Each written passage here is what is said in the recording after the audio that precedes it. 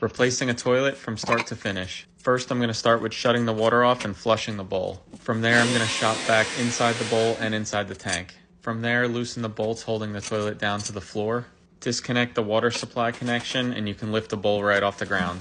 I always place the toilet inside of a contractor bag as it makes for a clean removal from the home. Next, I'm going to scrape off all the old caulk from the floor and remove the wax ring. From here, new bolts are going to go into the flange and we're going to set the new wax ring onto the flange itself. At this point, always inspect the flange to make sure there's no damage. It's time for the new bolt to get set in place. That just gets set down directly on top of the wax ring, lining up your bolts that are coming through the flange. If you notice any play in the toilet, this is the time to shim it in a low spot. Don't wait until the bolts are tight. It has to be shimmed before you tighten the bolts to the toilet. Next, the tank can be installed. This just drops on the back of the bowl and the two bolts on the side get tightened.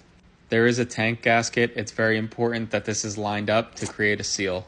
At this point, the water supply can be connected and turned on, and at this point, I'm flushing the toilet 3 to 5 times just to make sure there's no leaks in the wax seal.